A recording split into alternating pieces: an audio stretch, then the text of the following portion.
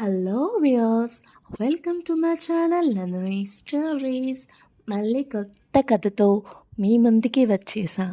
శ్రీకృష్ణుడు బృందావనంలో ఎన్నో లీలలను అందరికీ చూపించాడు.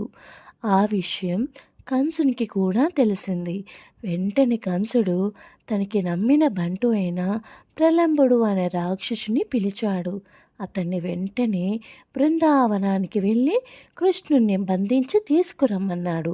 ప్రలంబుడు వెంటనే ఆకాశ మార్గాన బయలుదేరి బృందావనంలో వెతుకుతూ ఉండగా శ్రీకృష్ణుడు బలరాముడు తోటి పిల్లలతో బృందావనంలో ఆడుతూ చూశాడు.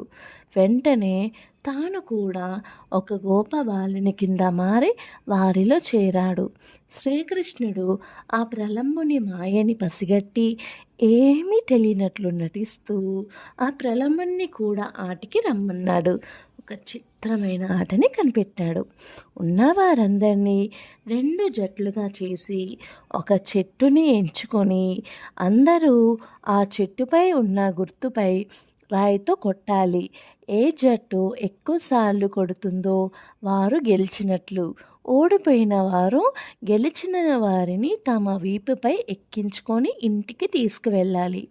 శ్రీకృష్ణుడు, ప్రలంబుడు ఇంకా కొంతమంది ఒక జట్టు అయితే బలరాముడు, భద్రసేనుడు ఇలా కొంతమంది మరొక జట్టు. కృష్ణుడు మాయ చేసి తన జట్టు ఓడిపోయేటట్లుగా చేశాడు. ఆట లెక్క ప్రకారం శ్రీకృష్ణుడు భద్రసేనుణ్ణి, అలాగే ప్రలంబుడు బలరాముణ్ణి ఇలా అందరూ జట్టులో ఉన్నవారిని తమ వీపుపై ఎక్కించుకొని నడవసాగారు. కృష్ణుని మాయచే ప్రలంబుడు బలరాముని బరువును మోయలేకపోయాడు. వెంటనే ప్రలంబుడు ఆకాశాన ఎగిరి బలరాముణ్ణి తీసుకుపోసాగాడు. బలరాముడు అది గ్రహించి వెంటనే తన పిడిగుద్దులతో ప్రలంబుణ్ణి కొట్టసాగాడు. కొంతసేపటికి ప్రలంబుడు ఆ దెబ్బలు తాళలేక భూమి మీద పడి రక్తం కక్కుకొని చచ్చాడు. ప్రలంబుని నుంచి ఒక జ్యోతి వెలిగి బలరామునిలో ఐక్యమయ్యింది. మరణించిన ప్రలంబుని స్థానంలో ఒక గంధర్వుడు ప్రత్యక్షమయ్యి బలరామునికి, కృష్ణులకు నమస్కరించాడు. ప్రలంబుడు ఎవరూ కాదు, హుహు అనే గంధర్వరాజు కుమారుడు. అతని అసలు పేరు విజయుడు. విజయుడు శ్రీమన్నారాయణుని భక్తుడు. ప్రతినిత్యం నారాయణ్ణి పుష్పాలతో పూజించేవాడు.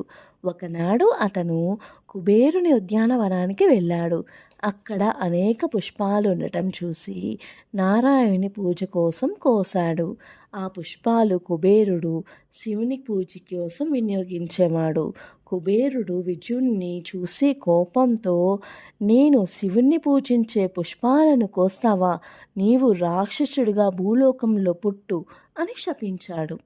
విజయుడు వెంటనే కుబేరుణ్ణి క్షమించమని కాళ్ళపై పడి శాప విమోచన చెప్పమనగా, ద్వాపర యుగంలో బలరాముని వలన మళ్ళీ తన రూపం పొందగలవని చెప్పాడు. అలా విజయుడు ప్రలంబుడై కంసుని వద్ద చేరి చివరకు బలరాముల, కృష్ణుల ద్వారా తన గంధర్వ రూపాన్ని పొందాడు.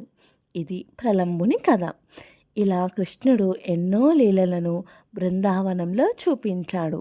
నా కథ కనుక మీకు నచ్చినట్లయితే లైక్ చేయండి, షేర్ చేయండి, సబ్స్క్రైబ్ చేయండి.